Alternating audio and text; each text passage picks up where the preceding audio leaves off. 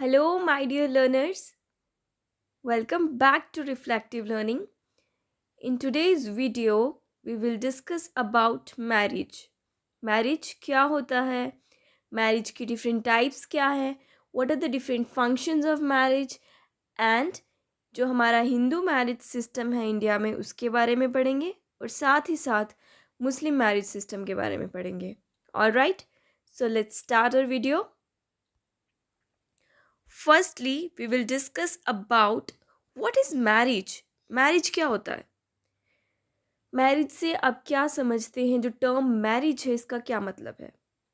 Marriage is one of the universal social institution.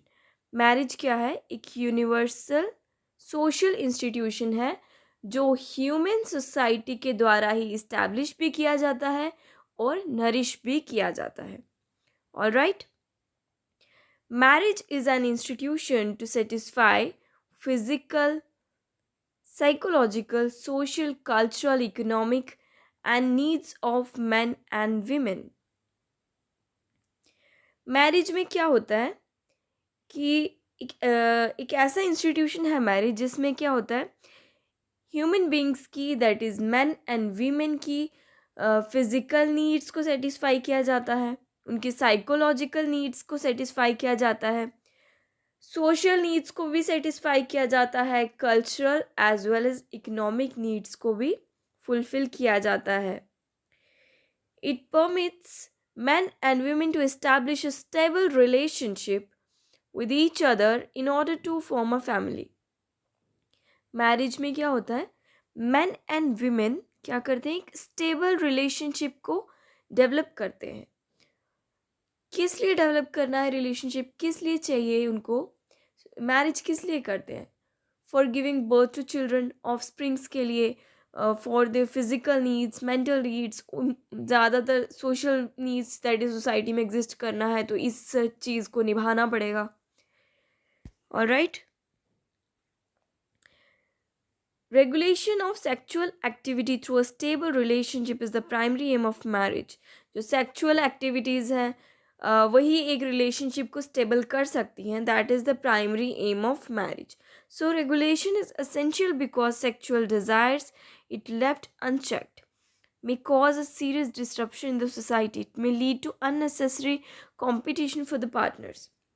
देखिए, अगर एक पार्टनर की सेक्सुअल नीड्स फुलफ़िल नहीं हो रही हैं, उसकी डिज़ायर्स फुलफ़िल नहीं हो रही है, उसकी जो फैंटेसीज़ हैं वो फुलफ़िल नहीं हो रही हैं, तो वो क्या करेगा? एक डिस्टर्बेंस ले आएगा सोसाइटी में. That one partner is not participating in intimacy and one will go towards another partner to find out the another partner for their sexual needs. This is what we call marriage is. सिर्फ इसीलिए marriage की जाती है in order to fulfill their needs.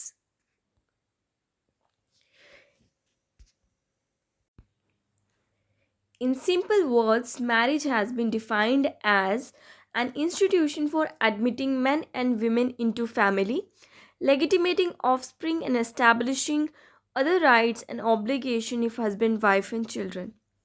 अगर simple words में हम marriage को define करें तो क्या है मैरिज? मैरिज एक ऐसा इंस्टीट्यूशन है जिसमें मैन एंड वीमेन को एक टाइटल दे दिया जाएगा that they are a family. And what is their duty? There is duty to produce offsprings in order to fulfil the needs of the society. क्योंकि सोसाइटी को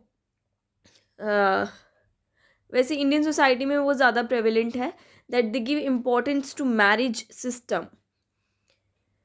क्योंकि वो समझते हैं कि without marriage a person is not able to be responsible. क्योंकि responsibility की बात आती है तो they will consider marriage as responsibility. क्यों? अगर कोई पर्सन मैरिज नहीं करना चाहता तो वो रिस्पॉन्सिबल नहीं है. अगर एक मेल या फीमेल सिंगल पेरेंट बनना चाहता है तो वो रिस्पॉन्सिबल नहीं होगा. क्या वो अपने बच्चे की रिस्पॉन्सिबिलिटी नहीं उठाएगा? ये मेरे माइंड में क्वेश्चन आया. अब थोड़ा सोचना इस बारे में. क्या वो पर्सन रिस्पॉन्सिबल नहीं होगा? मैरिज के साथ ही रिस्पॉन्सिबिलिटीज़ आती हैं. इसको छोड़िए, आगे चलते हैं। Society gives its approval to the marital relationship between a man and women, generally in a civil और रिलीजियस सेरेमनी। क्या होता है मैरिज में कि जो सोसाइटी है वो अप्रूवल देगी आपकी मैरिटल रिलेशनशिप को एक सिविल सेरेमनी करके या फिर रिलीजियस सेरेमनी करके। After the ceremony is over, the husband and wife begin to live with each other, thereby forming a family. जब ये सेरेमनी ओवर हो जाती है, जो मेल फीमेल होता है उनको एज ए फैमिली कंसीडर किया जाता है। उनको बोला जाता है कि आप एक साथ रहो। They give birth to the children who are legally accepted by the society. और जो बच्चों को वो जन्म देंगे उनको सोसाइटी लीगली एक टाइटल दे देगी, हाँ हमने एक्सेप्ट कर लिया। Married couples have to fulfil many obligations toward each other and society in general. In return they get many rights and privileges. जो उनको राइट्स एंड प्रिविलेजेस मिलेंगे वो सोसाइटी से ही मिलेंगे। मैं यहाँ पे आपसे एक क्वेश्चन पूछना चाहती हूँ कि जो सोसाइटी की इंटरफेरेंस है, क्या आपको लगता है कि वो ज़्यादा ज़रूरी है in the matter of marriages? क्या हमें सोसाइटी का अप्रूवल ज़्यादा ज़रूरी है as we are concern with marriages? This is a bond of two persons ना, then why there is involvement of society? मैं यहाँ पे ये टॉपिक तो डिस्कस कर रही हूँ, बट एज एन एडुकेटर मेरी ये रिस्पॉन्सिबिलिटी है, I have to clarify all the things to you. As per syllabus तो हम डिस्कस कर रहे हैं, बट ये भी एक क्वेश्चन है जो बहुत ज़रूरी है, मैं जो आपसे पूछ रही हूँ कि ये बहुत ज़्यादा ज़रूरी है कि हम सोसाइटी का अप्रूवल लें, रिलीजियस सेरेमनीज़ को परफॉर्म करें, तभी आपका जो मैरिज है वो सक्सेसफुल मैरिज होगा।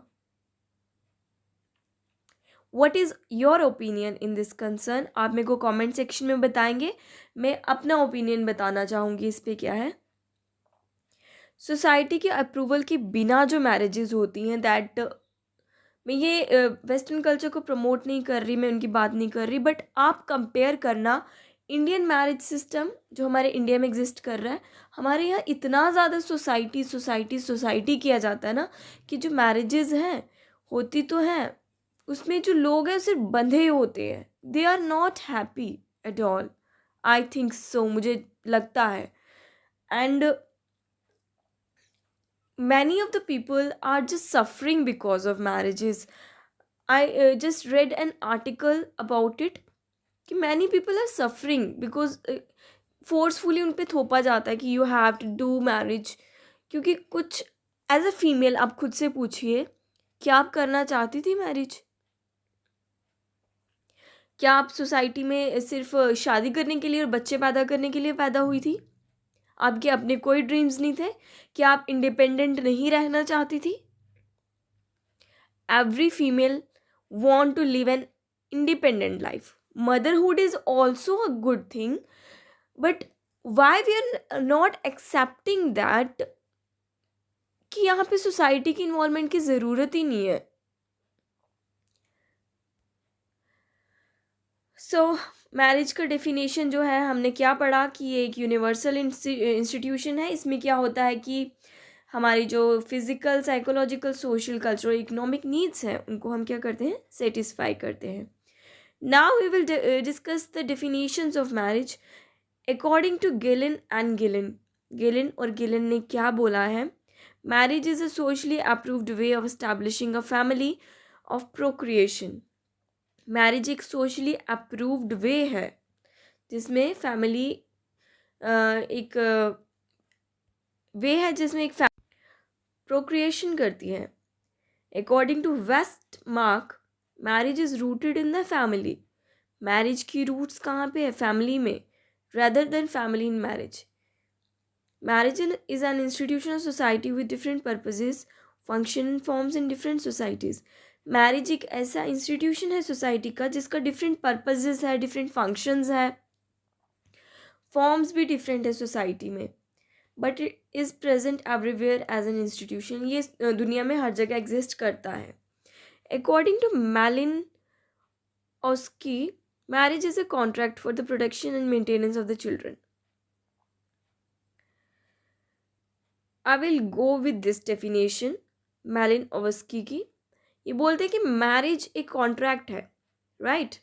मैरिज एक कॉन्ट्रैक्ट ही तो है जिसमें आपको क्या करना है, एक पर्सन के साथ रहना है, then you have to produce offsprings and ये पूरी लाइफ आपको उसकी केयर करनी है, मेंटेन करना है बच्चे को. According to Robert H Lowie, marriage is relatively permanent bond between permissible mates. ये एक परमानेंट बॉन्ड होता है परमिसिएबल मेट्स में. Now we will discuss about the types of marriages on the basis of number of mates.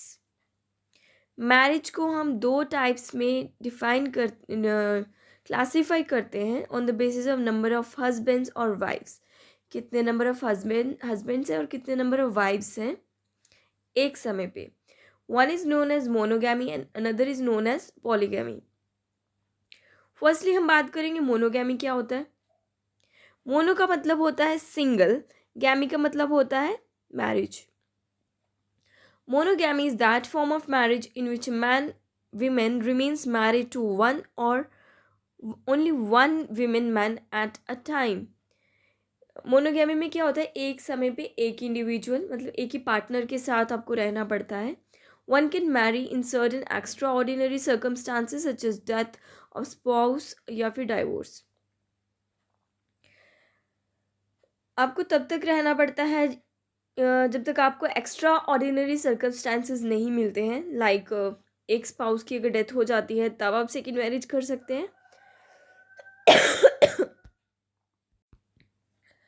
One can marry in extra ordinary circumstances, या तो आपके जो partner है उनकी डेथ हो जाए, और another is divorce.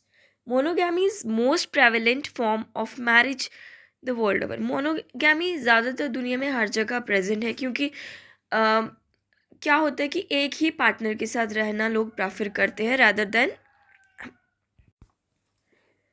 rather than many partners. Okay, monogamy is most prevalent form of marriages in the world over. ये हमने डिस्कस कर लिया. Now we will talk about polygamy. Poly का मतलब होता है many and marriage का मतलब, गैमी का मतलब होता है marriage. In this form of marriage, a man or woman is permitted to marry more than one man or woman and live with all the wives and husbands at the same time. इस तरह की जो marriage होती है उसमें क्या होता है, मैन और वीमेन जो होते हैं उनको परमिट किया जाता है, उनको अलो किया जाता है कि आप एक से ज़्यादा मैन या वीमेन के साथ शादी करके एक ही समय पे रह सकते हैं.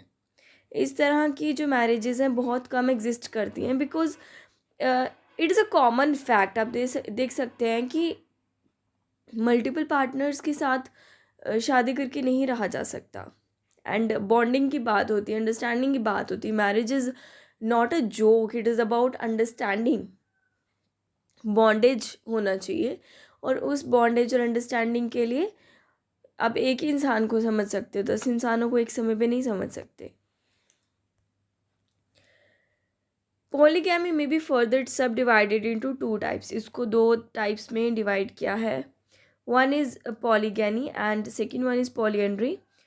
Now what is polygyny. Polygyny का पॉली का मतलब मैनी, गैनी का मतलब female. Polygamy is that form of marriage in which man is married to more than one woman. Polygamy एक ऐसी फॉर्म ऑफ मैरिज है जिसमें जो एक मैन होता है, मेल पर्सन होता है, मेल क्या करेगा,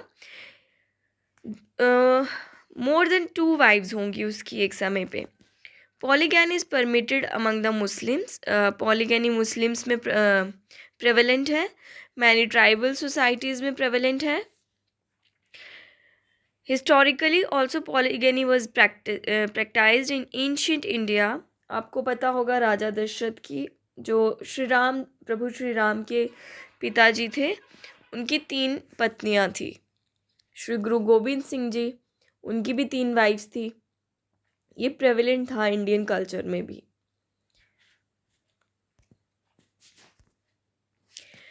now we have polyandry. Polyandry का क्या मतलब है? पॉली का मतलब मैनी, एंड्री का मतलब mail. Polyandry is that form of marriage in which a woman is married to more than one man. Polyandry में क्या होता है कि जो वुमेन है वो एक से ज़्यादा हस्बैंड्स के साथ एक समय पे रहती है। In other words, under polyandry women is allowed to have more than one husband at a time. दूसरे शब्दों में कहें तो पॉलीएंड्री में क्या होता है, वीमेन को परमिशन होती है, उसको अलो किया जाता है कि वो रह सकती है एक से ज़्यादा हस्बैंड्स के साथ एक समय पे। इन सम ट्राइब्स लाइक खास of Uttaranchal, a women marries men who are brothers। एक ट्राइब है खास उत्तरांचल की जिसमें विमेन शादी करती हैं एक से ज़्यादा मेन के साथ जो भाई होते हैं। बेसिकली ये जो ट्राइब है ना खास जो उत्तरांचल की, इन्होंने ये जो प्रथा थी ये इसलिए शुरू की थी कि जो कॉन्फ्लिक्ट्स होते हैं ना लैंड को लेके, बाद में डिस्ट्रीब्यूशन किसको करना है, ज़मीन जायदाद किसको देनी है, इन सब चीज़ों से बचने के लिए इस ट्राइब ने ये प्रथा चलाई थी और अभी भी एग्जिस्ट करती है ये सोसाइटी में। जो पुराने विचारों के लोग हैं, जो बदलाव नहीं चाहते हैं, उनके वहाँ पे ये प्रथाएं अभी तक चल रही हैं। This practice is called fraternal polyandry. इसको फ्रेटर्नल पॉलीएंड्री भी कहा जाता है। In epic Mahabharata you must have come across the name of Draupadi who was married to all the 5 Pandavas. अगर हम महाभारत की बात करें तो उस समय हमें सबको पता है कि द्रौपदी ने 5 पांडवों से शादी की थी। ओके,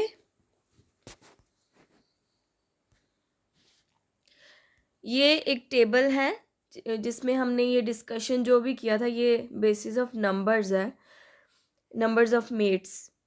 मैरिज जो है किसमें उसकी दो टाइप्स हैं, मोनोगैमी एंड पॉलीगैमी। पॉलीगैमी की दो टाइप्स हैं, पॉलीगैनी और पॉलीएंड्री।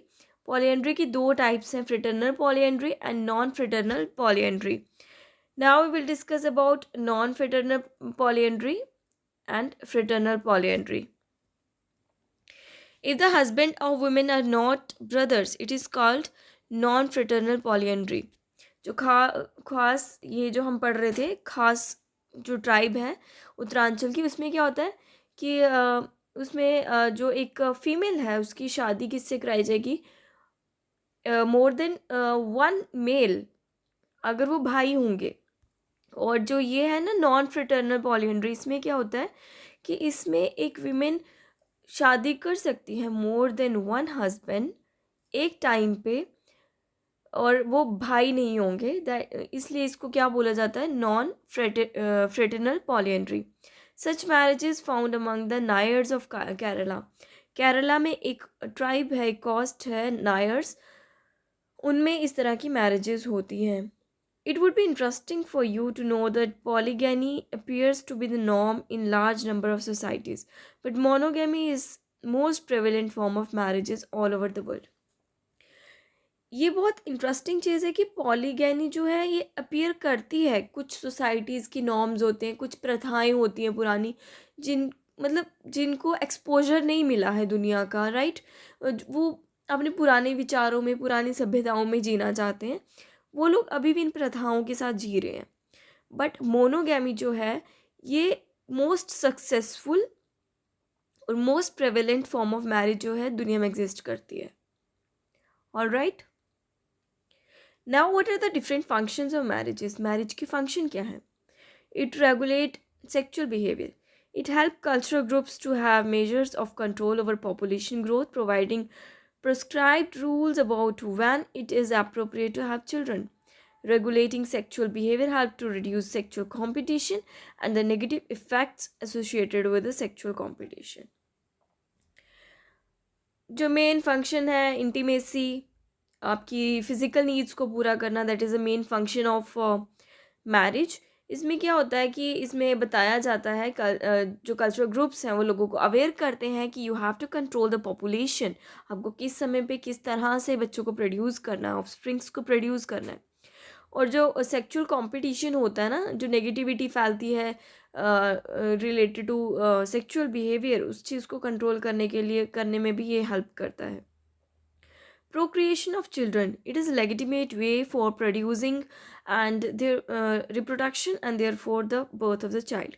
एक legitimate way है जिससे आप reproduction कर सकते हैं और अपने जो offspring से आपके बच्चे हैं उनको पैदा कर सकते हैं. It fulfills the basic needs of marriage partners. It provides the framework within which people's needs are met: shelter, food, clothing, safety, etc. Through the institution of marriage, people know for whom they are economically and socially responsible. ये correct कर देना, यहाँ पे responsible है. Marriage का important function है, इसमें हम जो पार्टनर्स होते हैं एक दूसरे के साथ अपनी बेसिक नीड्स को पूरा करते हैं. आप खुद देख लीजिए, जो मेल पार्टनर होगा वो क्या करता है. मोस्टली मेल पार्टनर्स क्या करते हैं, जॉब पे जाते हैं, काम पर जाते हैं. एंड जो इकोनॉमी की जो पैसे की नीड है उसको कौन पूरा करता है, मेल करता है. फूड, शेल्टर, इन सब आपकी बेसिक नीड्स आपको पूरी करके देगा. And in return females have to produce their childrens. उनको अपब्रिंगिंग करना, उनके बच्चों को नरिश करना, उनके बच्चों को पालना पोसना, उनके लिए खाना प्रिपेयर करना. All these are the responsibility of the female within a marriage. It provides an institution for the care and inculturation of the children. Within the umbrella of the married, children begin to learn their gender roles and other cultural norms. It lets everyone know who is responsible for the children. It legitimizes children by socially establishing their birthrights. इस institution में क्या होता है, care मिलती है, culturation मिलती है बच्चों को. एक छाते के नीचे, एक अम्ब्रेला के नीचे बच्चों को रख के उनको बताया जाता है कि what are their duties, what are their roles, what are their gender roles, what are their cultural norms. उनके जो कल्चर के नॉर्म्स क्या हैं, उनके वैल्यू क्या, उनके कल्चरल वैल्यूज़ क्या हैं. उनको रिस्पॉन्सिबिलिटीज सिखाई जाती हैं आपकी सोसाइटी में, आपको किस तरह से रहना है. Okay. Security for women and children.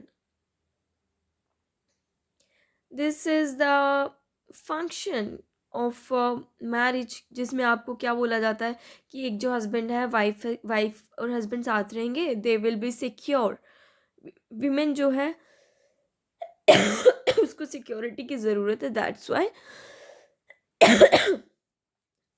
Marriages करनी चाहिए, right. But in my opinion, women खुद क्यों नहीं उतनी कैपेबल हो जाती कि आपको सिक्योर, आपको वो कैलिबर खुद में क्यों नहीं आप डेवलप कर लेती कि आपको किसी की सपोर्ट की ज़रूरत ना पड़े, किसी की सिक्योरिटी की ज़रूरत ना पड़े. बचपन से ही फीमेल्स को बोला जाता है कि आप कमज़ोर हो, you have to do this work. आपके टॉयज तक अलग होते हैं. स्टार्टिंग से डिस्क्रिमिनेशन करा के दिखाया जाता है कि आप कमज़ोर हो, you have to depend on another person. See, मैं यहाँ पे किसी को क्रिटिसाइज नहीं कर रही, but I just want to say, I want to express about all the things that are prevalent in society. जो हायर क्लासेस की सोसाइटीज़ हैं उनको कोई नहीं पूछता है. ये सब मिडिल क्लास के लिए होते हैं. जब तक आप अपनी आवाज़ नहीं उठाओगे तब तक आपकी आवाज़ कोई सुनेगा ही नहीं. आपकी आवाज़ दबाई जाएगी. ये होता है, हर किसी के साथ होता है. इनफैक्ट मैं क्या बोलूँ इस बारे में, हर किसी के साथ ये होता है. आपको अपनी आवाज़ उठानी पड़ेगी. You have to be independent. जब आप इंडिपेंडेंट हो जाओगे तब देखना, जो लोग आपको दबाते हैं ना, वो आपको दबाना छोड़ देंगे. ये तब तक होता है जब तक आपकी आवाज़ बुलंद नहीं होती, आपके पास सपोर्ट नहीं होता.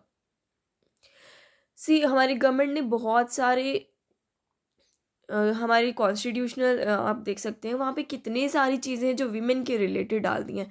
विमेन की सिक्योरिटी को लेके, फाइनेंशियल इंडिपेंडेंस को लेके. ये जो सुपरवाइज़र का एग्ज़ाम कंडक्ट कराया जा रहा है, ये किस लिए किया जा रहा है?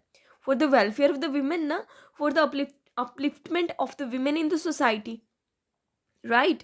हम ये तो नहीं बोल सकते कि गवर्नमेंट हम पे इनिशिएटिव नहीं ले रही, गवर्नमेंट हमें एम्पावर करने की कोशिश नहीं कर रही. गवर्नमेंट सब कुछ कर रही है. गवर्नमेंट हमें अपॉर्चुनिटीज़ भी प्रोवाइड कर रही है, हमें फ्रीडम तक प्रोवाइड कर रही है. But who is the main enemy of all the things that are happening in the life of the women. Not only women, यहाँ पे मेन भी आते हैं. कई मेन होते हैं जिनको प्रेशराइज किया जाता है, right. So if you are married, respect your partner, उनकी इंडिपेंडेंस का ध्यान रखो. ये नहीं है कि किसी को बांध के रखना is a marriage. That is not a bond, I think so. I am not married, that's why मेरे ओपिनियन थोड़े अलग हो सकते हैं. But I just will say कि you have to understand the space of another person in a marriages. रही बात security की, बच्चों की और विमेन की, तो विमेन्स को खुद काबिल बनना पड़ेगा. Alright. Now companionship and the emotional support. Marriage provide a constant companion. Marriage में आपको एक कंपेनियन मिलता है.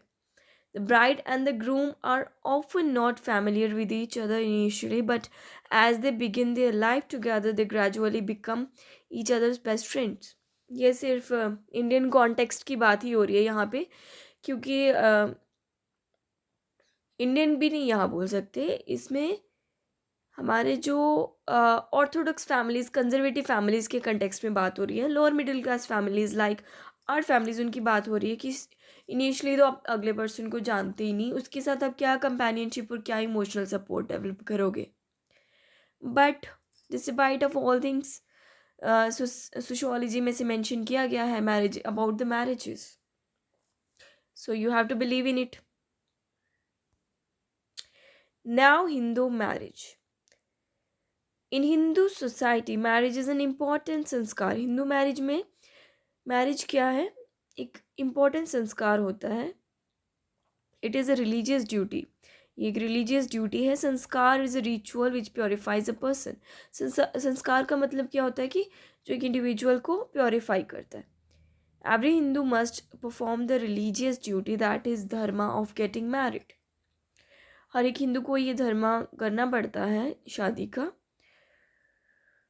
Through this a person enters the second stage of the life, that is गृहस्थ आश्रम. गृहस्थ आश्रम में एंटर करने के लिए शादी करना प्रेवलेंट माना जाता है. ये ऑर्थोडॉक्स सोसाइटीज़ की ही बात हो रही है. जितना भी ये यहाँ पे लिखा गया है ऑर्थोडॉक्स सोसाइटीज़ में एग्जिस्ट करता था. Living behind the stage of brahmacharya. और ब्रह्मचार्य को यहाँ पे त्याग कर आपको गृहस्थ आश्रम में जाना पड़ता था. In traditional Hindu society only married man gets the right to participate fully in all social and religious activities along with the wife. Traditional Hindu society में क्या होता था कि जो मैरिड मैन होता था वो तभी पूजा में पार्टिसिपेट कर सकता था, तभी रिलीजियस और सोशल एक्टिविटीज़ में पार्टिसिपेट कर सकता था जब वो मैरिड होता था. The main objective behind a Hindu marriage are following. Performance of the religious duty. जो मेन फंक्शन ऑब्जेक्टिव था, जो मेन एम था शादी क्यों करनी चाहिए, वो ये था कि आपको रिलीजियस ड्यूटीज़ करनी है. जो यज्ञास और यजनास होते थे ना उस समय, उसके लिए आपको क्या करना पड़ता था? पार्टनर की ज़रूरत पड़ती थी. That's why marriages were the main objective. Giving birth to the children, that was praja. Sex satisfaction, rati. All these were the objectives. Among the three objectives of Hindu marriage, the objective of dharma has been given the greatest importance. Dharma को ज़्यादा importance दिया गया है. It implies that one must marry in order to fulfil one social religious duty.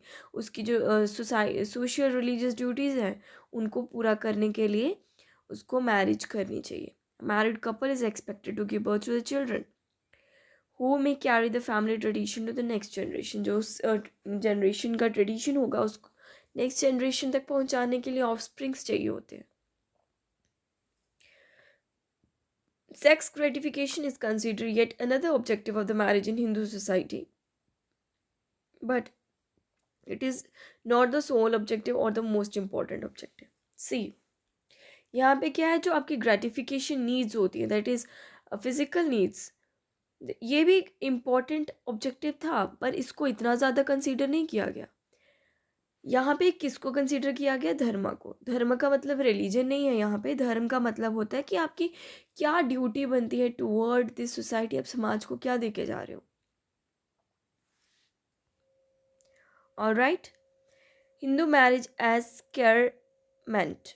Hindu marriage is a sacrament which purifies a person. ये एक person को purify करता है. Marriage is considered so sacred that there is no provision for divorce in the Hindu text. जो पुरानी marriages थी ना, उनको इतना ज़्यादा प्योर माना जाता था कि वहाँ पे डिवोर्स की नौबत ही नहीं आती थी. In fact marriage is considered a union of two souls which remain faithful to each other. Faithful होती थी एक दूसरे की तरफ. देखिए यहाँ पे आप एक चीज़ को नोटिस करना कि जो मैरिजेस में इश्यूज थे वो क्यों नहीं आते थे. आपने भगवान श्री राम के बारे में पढ़ा होगा, उनकी माता सीता के साथ किस तरह से, किस प्रकार से विवाह हुआ था. राइट. शिव पार्वती का किस तरह से विवाह हुआ था, है ना. अपनी चीज़ें पढ़ी होंगी, सुनी होंगी इनकी कहानियाँ. दैट वॉज द रीज़न कि उनमें कोई कॉन्फ्लिक्ट नहीं होता था. वो सोल टू सोल कनेक्शन होता था. उस टाइम की मैरिजेस को हम बोल सकते हैं soul to soul connection. But what about the today's marriage, present time, present scenario में देखो इंडियन कॉन्टेक्स्ट को लेके कि क्या है, क्यों इश्यूज डेवलप हो रहे हैं. फोर्सफुली मैरिजेस कराई जाती हैं without the consent of male and female partner, and this will create issue in the life. पूरी की पूरी लाइफ स्पॉइल कर दी जाती है बच्चों की. The marital rites are performed before the most cat god Agni. जो मैरिटल परफॉर्मेंस की जाती थी उस समय, अभी भी ये की जाती है, फायर गॉड के सामने की जाती थी. और मंत्रास जो स्क्रिप्चर से लिए जाते थे उनको बोला जाता था, रिसाइट किया जाता था. एक स्कैट पर्सन दैट इज़ ब्राह्मण या फिर प्रीस्ट जो होता था, वो ये जो मैरिजेस थे वो पूरी करवाता था. The bride and the groom exchange many promise to remain dutiful and faithful to each other. जो ब्राइड ग्रूम्स और क्या होते थे, ब्राइड होती थी, वो क्या करते थे, अपने प्रोमिस करते थे कि वो एक दूसरे के साथ फेथफुल रहेंगे, वेल विशर रहेंगे और हैप्पी मैरिड लाइफ बिताएंगे एक दूसरे के साथ. Traditional form of Hindu marriage. In traditional Hindu society following 8 forms of marriages. इसको आपने याद रखना है कि कौन कौन सी 8 इंपॉर्टेंट मैरिजेस हैं जो एग्जिस्ट करती हैं हिंदू मैरिज एक्ट में, traditional forms of Hindu marriage में. Out of these, first 4 were considered proper and desirable. Last 4 were regarded as undesirable. जो पहली 4 हैं वो desirable हैं और जो आखिर की 4 हैं वो undesirable हैं. First is Brahma marriage. इसमें क्या करता है, एक फादर जो है वो अपनी बेटी को गिफ्ट करेगा. किसको? एक गुड करेक्टर वाले पर्सन को. सेकेंड है देवी मैरिज. देवी मैरिज में क्या होता है, फादर अपनी डॉटर की शादी किससे कराएगा? ब्राह्मण प्रीस्ट से. फिर आता है अर्श मैरिज. अर्श मैरिज में क्या होता है, groom present some gifts like a pair of cows और bulls to the father of the bride before marriage. अर्श मैरिज में क्या होता है, जो ग्रूम है वो क्या करेगा, कुछ गिफ्ट्स देगा like pair of cows, bulls to the father of the bride before marriage. यहाँ पे अपनी एक चीज़ नोटिस की कि यहाँ पे जो अर्श मैरिज है ये एक्चुअली डिवाइन मैरिजेस कंसीडर किया जाता था इन मैरिजेस को.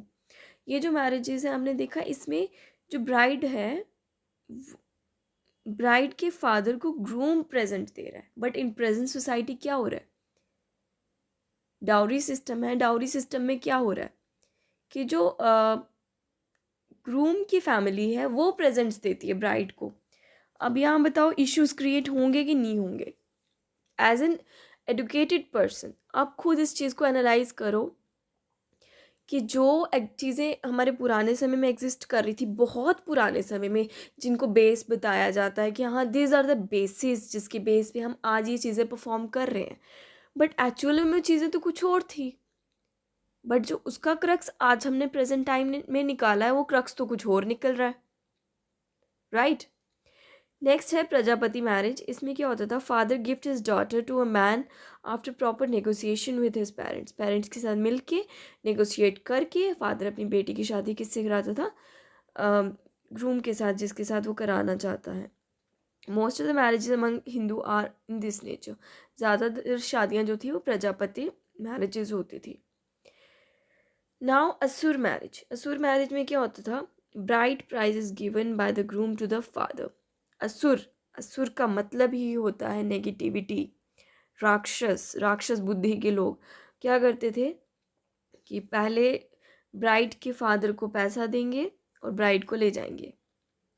इन गंधर्व marriage the bride and groom like each other, एक दूसरे को पसंद करते हैं गंधर्व मैरिज में, and without the consent of their family society वो खुद से ही शादी कर लेते हैं।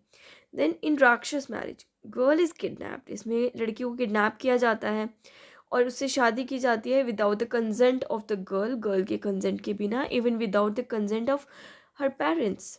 लास्ट है पिशाच मैरिज। पिशाच मैरिज में क्या होता है, गर्ल हु इज़ स्लीप, सोई हुई लड़की को इंटॉक्सिकेटेड और अनसाउंड माइंड्स में क्या किया जाता है, फोर्स किया जाता है, उसको उठा के ले जाते हैं और उसको वाइफ का दर्जा दे देते हैं। जो फर्स्ट फोर हैं उसमें बोला जा सकता है कि हाँ डिज़ायरेबल इसलिए बोली जाती हैं क्योंकि उसमें फैमिली का कंसेंट रहता है, they will give the permission to their children. And in जो फोर्थ हैं वो क्या होती थी, उसमें फोर्सफुली किया जाता था। अब असुर, राक्षस, पिशाच, यहीं से आप देख सकते हैं यहाँ पे नेगेटिविटी का नाम ही है ये सब चीज़ों में। Now we will talk about Muslim marriage. Muslim marriage is a contract. Muslim marriage क्या होती है, कॉन्ट्रैक्ट की तरह होता है। मुस्लिम मैरिज और nikah is civil contract between man and women for the purpose of legalising sexual relationship and procreation of the children.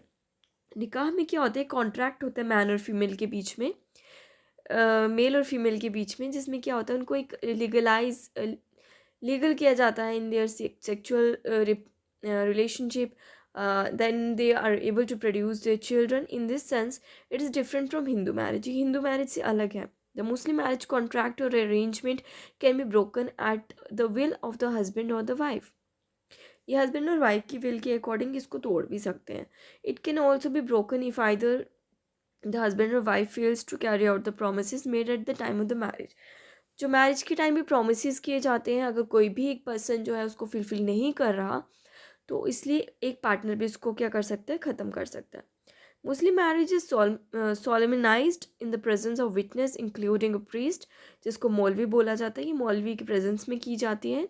The maulvi recite holy hymns from the Quran, कुरान से वो अपनी होली हाइम्स को रिसाइट करते हैं। And ask the bride and grooms to give the consent, then वो अपना consent मांगते हैं। जो ब्राइड और ग्रूम्स हैं उनको बोलेंगे कि आप बताओ आपका क्या कॉन्सेंट है, आप करना चाहते हैं नहीं करना चाहते।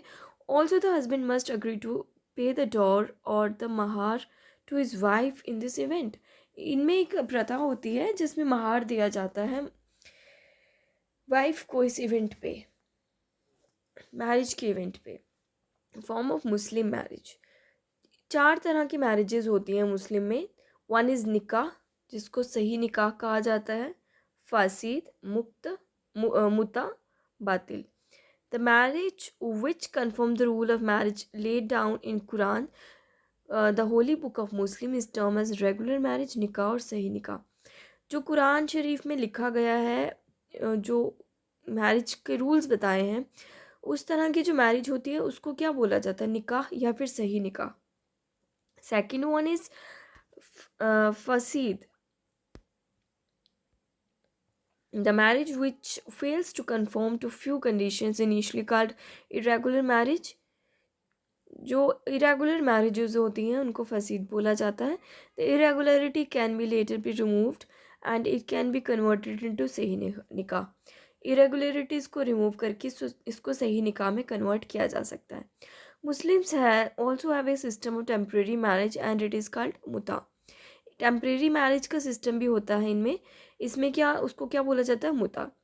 This type of marriage contract is valid for fixed period, ये फिक्स पीरियड के लिए वैलिड होता है, इसकी एक्सपायरी पीरियड होता है। Married relation automatically dissolve, automatically married relationship जो है डिजॉल्व कर दिया जाता है। However the children born out of this temporary union are given share in the father property. जो बच्चे पैदा होते हैं इस यूनियन में, इस पीरियड के अंदर, उसमें जो फादर होगा उसको अपनी प्रॉपर्टी से बच्चे को शेयर देना पड़ेगा। लास्ट वन इज़ बातिल। बातिल is the form of mating which cannot be regularized because it violates certain basis principle of the Muslim marriage। बातिल में क्या होता है कि इसको रेगुलराइज नहीं किया जाता क्योंकि इसमें कुछ प्रिंसिपल्स हैं मुस्लिम मैरिज के जिनको क्या किया जाता है, वायलेट किया जाता है। डिवोर्स और dissolution of Muslim marriage. Muslim marriage में डिवोर्स कैसे होता है, मैरिज को डिज़ोल्व कैसे करते हैं। Divorce among the Muslim marriage is obtain bye very simple procedure. बहुत ही सिंपल प्रोसीजर होता है इनमें। Husband can divorce his wife by using the word तलाक। 3 बार तलाक वर्ड यूज़ किया जाता है, बट हस्बैंड में पे द डॉर। उनको जो उन्होंने eight the time of their marriage उन्होंने महार जो प्रॉमिस किया होता है उनको कंपनसेट करना पड़ता है at the time of divorce. A wife can also obtain divorce from her husband provided he agrees to personal proposal. Such divorce is called खुला। एक वाइफ जो है वो क्या करती है, अपने हस्बैंड को अप डिवोर्स देने के लिए अग्री हो जाती है, उसको क्या बोला जाता है, खुला, release. If a wife and husband separate by mutual consent, अगर वो म्यूचुअल कॉन्सेंट से अलग होते हैं उसको डिसोल्यूशन ऑफ मैरिज, इसको मुबारत बोला जाता है। Marriage can be dissolve bye legal means through Muslim divorce act 1939। Muslim divorce act 1939 के मुताबिक जो मैरिजेस हैं उनको लीगली भी डिसॉल्व किया जा सकता है। Alright, this was all about marriage. Marriage में हमने क्या क्या डिस्कस किया, meaning of marriage, definitions, type of marriage जिसमें हमारे पास क्या क्या था, मोनोगैमी, पॉलीगैमी, पॉलीगैनी, पॉलीएंड्री। पॉलीएंड्री की 2 टाइप्स थी, fraternal polyandry and non fraternal polyandry. फिर हमने मैरिज के फंक्शंस को डिस्कस किया, देन हिंदू मैरिज को डिस्कस किया, मुस्लिम मैरिज को डिस्कस किया, एंड इसके साथ ही हमारा जो मैरिज का टॉपिक है वो कंप्लीट होता है। And I have one question to all of you.